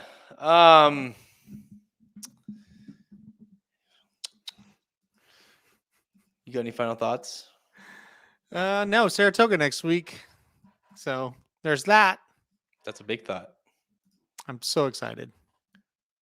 I've said it many times. I don't know that I've ever been more excited for Saratoga to start back. I don't know why, but I just am this year. Very excited to be there. It's perfect. That's why. Halter and I will be there several times this year. So if you're going to Saratoga, make sure to hit us up or ask us to come on here, and we'll try to meet up. Ooh, good stuff here. Would you rather ride a motorcycle with no helmet or a doorless Jeep with no seatbelt? I would go the Jeep. I think I'd go the motorcycle. I just I was at my parents' over, the 4th of July, and they had the 4-wheeler out. It's like like a 250, but I mean, I guess 4-wheeler is different than a motorcycle, but I was flying around on that thing with no helmet, so I guess that's the answer. Too many bad stories about motorcycles. Give me the Jeep, doorless Jeep with no seatbelt. What did Papa Dude ask a question about what's the worst way to die? Yeah, he's like, how do you want to die or something like that? It was like, okay, that's not good. Sometimes he does bad ones.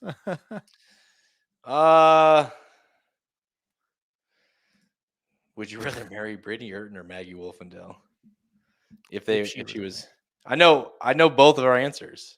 Yeah, me too. So you can I won't say it, but you can just kind of put the words with what's right underneath Halterman and what's kind of close to mine. So, yep. That's been a long standing. We've known that for a long time. Let's see. Would you rather party with Linda Rice or Gina Antonucci? I don't know. I think Gina, she seems fun. Why? Like, how would you know that? Just how she acted at the Belmont. That's all. Well, yeah, she was very like excited. Yeah. Yeah. Plus Linda Rice. I mean, maybe her mom, but not Linda. I love it. Let's see. Would you rather be a Yankee fan at the game currently or be in my shed full of snakes? I would take the Yankee game. I've been to a Yankee game very similar to this game happening right now, Kevin B. That was Saturday at Busch Stadium. It was 11-0 before you could bat an eye. It's 13-0 Orioles right now. So, saddest thing, there was a little kid in a Yankees like uniform, and he had a sign. He said, "It's my first Yankees game," and we looked at him and we were like, "Oh my God, they're behind 11-0 in the third inning. That is sad." So how was that? That was for your first game in a while, wasn't it? It's like it was game. Yeah, definitely first baseball game in a while. It was fun. The first, so it was a double header because it got rained out Friday. Rain came in the 7th for 2 hours, and it was 11-1 when the rain came. And I was like, we should probably get out of here, But then it was like they started kind of saying, hey, if you had a ticket for game 1, you can stay for game 2. And I thought, yeah, we'll stick around. We saw the radar. I was like, yeah, it's going to clear up. So we stay. We were maybe one of 1,000 people still left in the stadium. So we sat in the first row right behind the Yankees dugout for about 5 or 6 innings, a couple innings of the last game, and then 3 innings of the second game, or the first game, and then 3 innings for the second game. So that was really cool. It turned out to be cool because of that. But before that, it was kind of a disaster. Was the bar open the whole time while they were in the rain delay? Oh yeah. Yeah. That made it better then. Yeah. Busch Stadium's got some, and I'm sure other stadiums are doing this now. It's crazy. Like it's like a convenience store at the ballpark. So you can go in and get any kind of alcoholic beverage you want. Like it's like going into a convenience store. You go get it and you just self-check out and you're away you go. You get it in like a minute. It's amazing. Yeah. There's one of those at the Springfield Cardinals Stadium. They have one of those, and that's not everywhere, but just one of the. And I was like, that's pretty sweet. Like you just walk in, get what you want, and you don't have to, wait in line and all that stuff. Like seems pretty sweet. So yeah, it was really cool. And like I said, I've been to a lot of stadiums, but I hadn't seen that before. So maybe that's a baseball thing or a St. Louis organization thing. I don't know. Would you rather go to the Kentucky Derby, which sounds funny, but let's say that, but would you rather go to the Kentucky Derby or would you rather go to, this is a good one, actually. Would you rather go to the Kentucky Derby or would you rather go to Prairie Meadows, the Iowa Racing Festival on Saturday night? Iowa Racing Festival on Saturday night. That's not even close. Not even close. See, most people would hear that and be like, you're nuts. My interest in ever going to Churchill Downs again is close to 0. Yeah, that's fair. It just is. Would you rather meet Bob Baffert? By the way, my answer would be Prairie Meadows as well. Now, I'll say this. If I hadn't been to the Derby, we've been multiple times, I would say the Derby. But being that we've been, I'm like, I'm kind of over it for the time being. Would you rather meet Bob Baffert or Saffy Joseph in a dark alley? Oh, Bob Baffert for sure. Bob Baffert has always been very friendly to us. Saffy Joseph, I think I would want to meet him in a dark alley. Yeah, because I'm with you. So I don't think I would want Travers or Whitney weekend preference. Both is the correct answer, Kevin. Both is definitely the correct answer. Whitney is a little less hectic, so I would probably say Whitney because it's a little less hectic. But for the racing and for what that is and how that town just kind of explodes, Travers is really good too. So they're two great weekends, probably two of my favorite weekends on the whole year. The racing caliber is higher on the Travers day, or weekend, but the Whitney's a lot more chill. Mm-hmm. Yeah, those are probably my two of my favorite days, if not my two favorite days at the track, are those 2 days. I had a good one. No, I forgot it. That's a good one though. Yeah, we actually went both times. Well, at least last year. I remember we went the year before that too, but both are really fun. And it really depends. Like, we've gotten like last year's Whitney was really good. Mm-hmm. Kind of depends on who's gonna. This year's Whitney seems like it might be really good. The issue with Saratoga is you've got to, when you go to Saratoga, you have to you have to make your reservations and all that prior. You got to get everything in place. So that way you can just go and just like you say, traffic is brutal. Well, don't worry about traffic. Just hang out, walk, go walk to the Horseshoe after the racing's over, and then let that settle down a little bit. And then, the key is like have a late dinner reservation. Sometimes we've seen like where people have to leave like middle of the day for the races because you have to get your reservation right. Make it late. Make it like 9 or 10, late as you can. Work your way there. To me, that's the best thing to do. I totally agree. Also, I kind of got my own little back way into the track now that avoids a lot of traffic. So if I go over, kind of park in between the harness track and the actual track over in those neighborhoods, the traffic is not too bad. So, and you do have to walk a little ways to get to the track, but not as far as you would think. So that's kind of my little spot. I've always kind of thought that's kind of a little hidden gem over there in that part of the neighborhood. And if you get there early enough, you can park on the street for free. You just get Ricky to take you around. Or you could that's my little spot over there, and I'll just do that. Rob wants to know, what's your favorite track food? At Saratoga, it would definitely be the Shake Shack. That's the best track food. I'm not a big fan of any of the track food I've had, honestly. But Shake Shack at Saratoga for sure.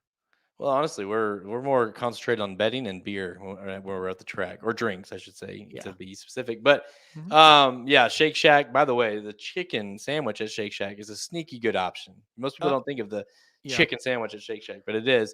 The best food I've ever had at the track was Belmont. Well, I think they have it every year, but they have food trucks at Belmont Steaks Day or whatever, like the Belmont, and they had a food truck it's serving crab rolls, and it's like one of my favorite foods all time is a crab roll, and my goodness, it's worth it. They're like $30. I don't care. They're insanely good. Yeah. You do eat it a lot. Yes. Let's see. There's good ones coming in. Appreciate it, guys. Would you rather listen to Andy Sterling or Matt Carruthers for picks? Boy, that is bad. I mean, I've been in this long enough. I don't make fun of those people because I can miss them just as easy. So I'm not going to comment on that one. I don't want that bad juju. Okay, I guess I don't know. Man, I actually have grown. Andy Sterling's grown on me, because I actually like that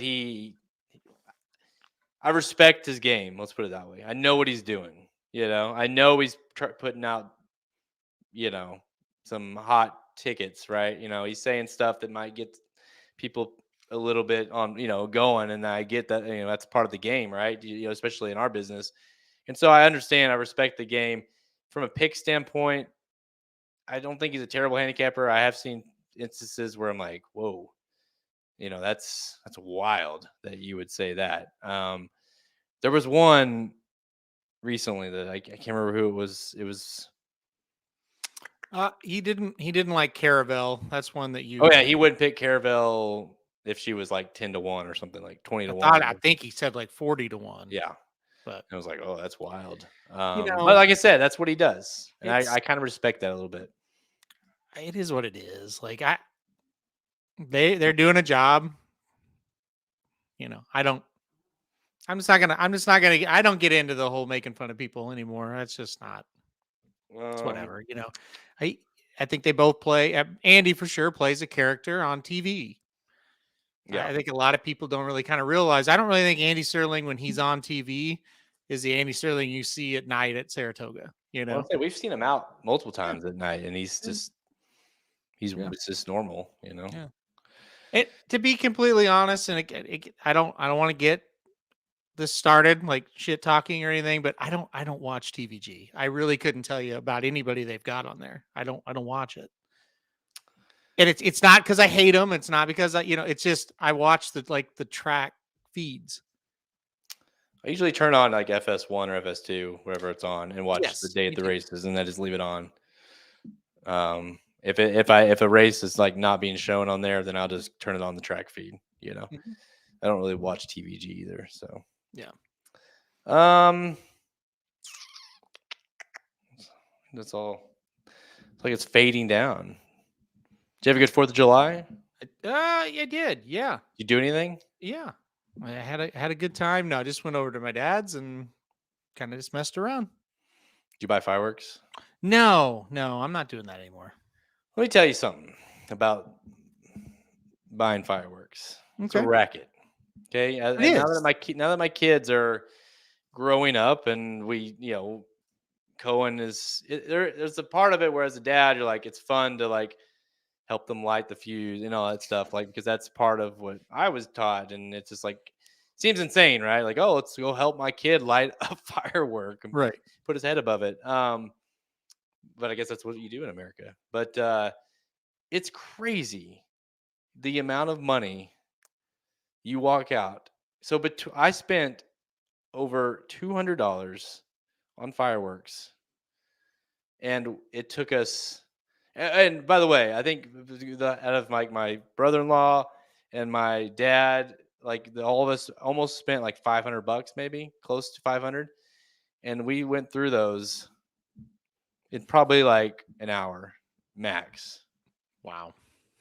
It's crazy. We used to buy them and have a big thing. And then we just like, well, why don't we just like look around the neighborhood and everybody's shooting them and we can just enjoy that. We used to do the same thing, and we would try to get these crazy ones. And it's like, we'd start like, we have our calculators, and we'd start when it's like, geez, we've got like $400 worth of stuff here. Like, this is stupid. So then you put half of it back and then you do them. And it's like, well, this isn't even like half as good as the people shooting around us. So why do we keep buying them? So we kind of stopped. The problem is I have a major issue with telling my kids no. Yeah. And you do. We're in the fireworks stand, and I look over, and both Cooper and Cohen have their own baskets, and they're just, we got the checkout, and Cohen had like, I think like 14 or something parachutes. And I was like, dude, and they're at the very bottom, so I didn't see them until we were checking out. And I was like, we don't need that many. No. And he's like, here, put these back, and gave me like 3. So we shot off like 10 parachutes that were probably like at least $1 or $2 a piece. And so you just, they both want their stuff, and you're like, oh, Cooper's a little easier because his are smaller, but yeah, they're just like piling shit in there. And then you get to the checkout, and what are you supposed to do? So it's only going to get worse. Nick says his favorite thing to do is to tell him no and make his kids cry. Well, I mean, you may have to start doing it because it's only going to work. They're young, dude. Like, I know. Yeah. Yesterday, Kevin, we had ice cream before dinner. So, oh my God. Yeah. We went to Costco, and I was like, everybody's been to Costco. They have like the food bar and stuff, and you can get like a snack when you're leaving. And we always do that. And they were out of ice cream for some reason. And I was like, and they were like, oh, I wanted ice cream. I was like, all right, let's go to Andy's. And you told me they're sick. You wonder why they're sick. You're letting them eat ice cream before their dinner. Come on. No, it's helping them. Helping them with what? Name a kid that ice cream doesn't help them feel better. Well, no kids. It's not medicine. It is.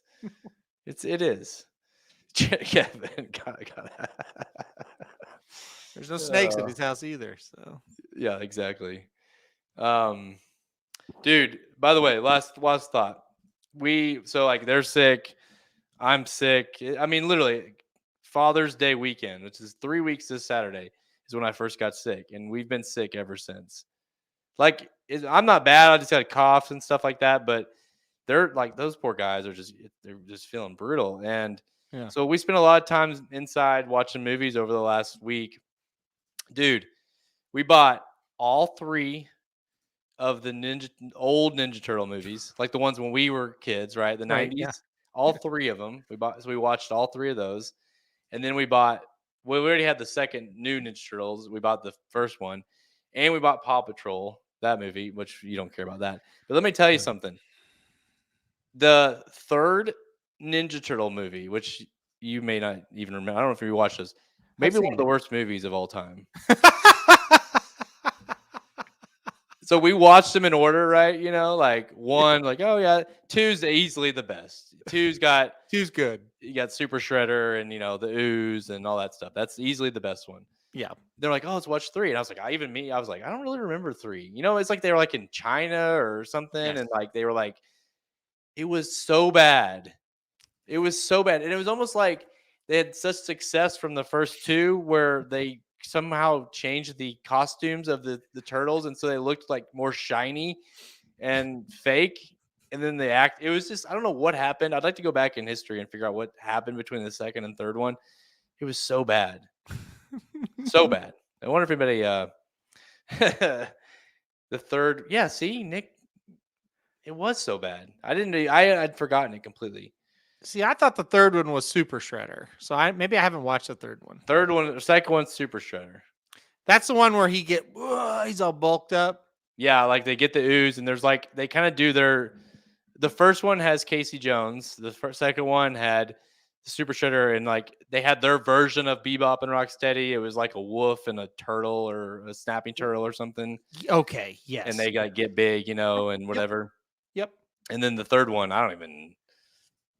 I couldn't tell you what happened in the third one. I was so lost, but I'm thinking I didn't see this one. Probably didn't. I wonder if it came out like years later. I don't know. Kevin, Aaron is every friend without kids. Jared is dead sick and talks about letting his kids have ice cream before dinner. Aaron is going to Iowa to get drunk and bet horses. Yeah, true. That's true. What's funny is Halterman gets to be like that way all the time when I have my because when I don't have the boys, obviously I go into betting mode and all those things and drinking mode. But when I do have them, it's Ninja Turtles and cough medicine and that kind of stuff. So the question said, whatever happened in my podcast with Heather? Yeah, whatever did happen to that? We found a cat. That's basically what happened. The cat kind of took over the life for a couple months, and then we decided, we're not going to do it. So we found a cat. That's what happened. You guys should do a podcast about the cat.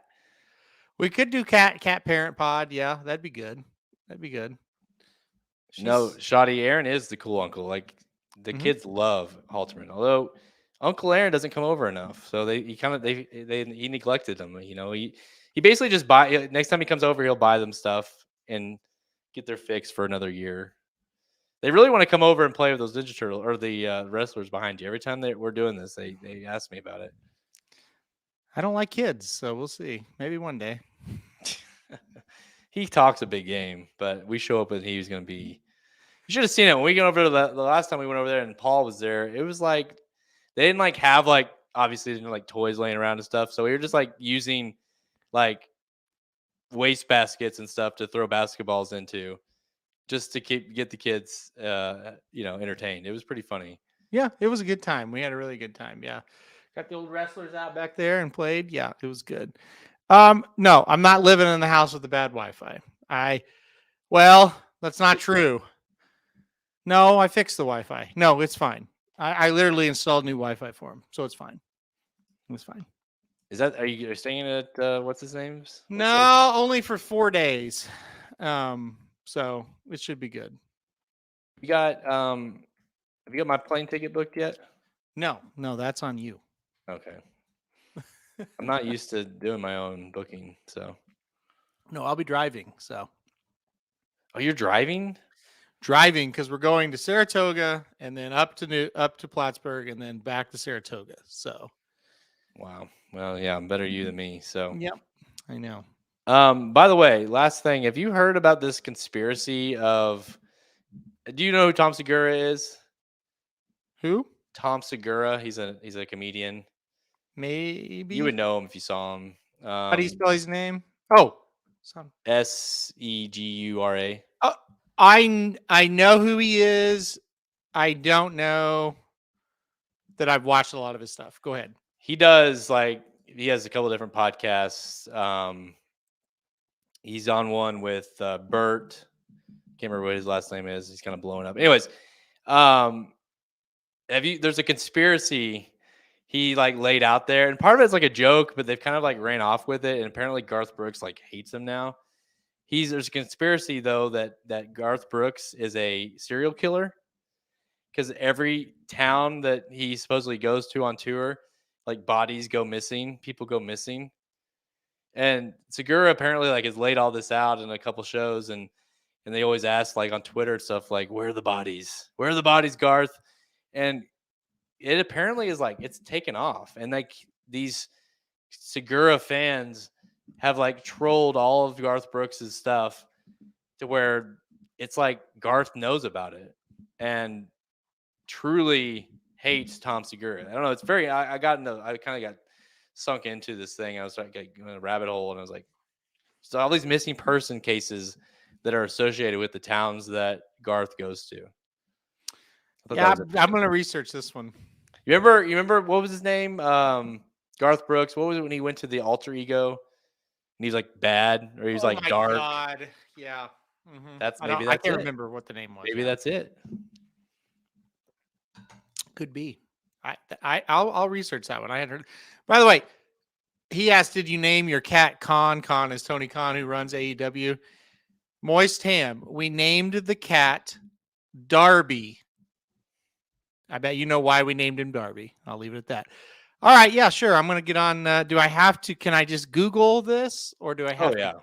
Okay. Yeah. I'll just Google Garth Brooks conspiracy, and is Garth Brooks a serial killer? The origin of where are the bodies, Garth? There's all kinds of stuff. So you're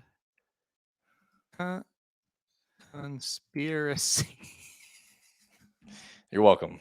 By the way, I think it's not true. I don't want to put that rumor out there. I think it's all in good fun, but it is funny that Tom Segura has gotten the attention of Garth Brooks and apparently has pissed him off. So, where are the bodies, Garth? Huh? Yeah, look at that. Well, okay. Then you start to think about it, and you're like, maybe I may go to YouTube and watch a video on it. See, I heard about it on TikTok. That you don't have TikTok, so no. All right, we've rattled on long enough. So It's been real. It's been fun. Thanks everybody for tuning in. Obviously, good luck with this weekend in the Belmont Derby and the Belmont Oaks, and obviously it's our last weekend without Saratoga. So enjoy it and get ready for the madness that is approaching in the coming weeks. All right, I'm Jared Welch. He's Aaron Halterman. Halterman, good luck in Iowa. Have fun in Iowa. Tell your boy Husker Butch to go win at Saratoga next out, and tell Kelly good luck with some of his horses. I will do all of that. Thank you. Wear your hat. I will. Wear your hat. I'll be wearing mine. All right, I'm Jared Welch. He's Aaron Halterman. Good luck this weekend.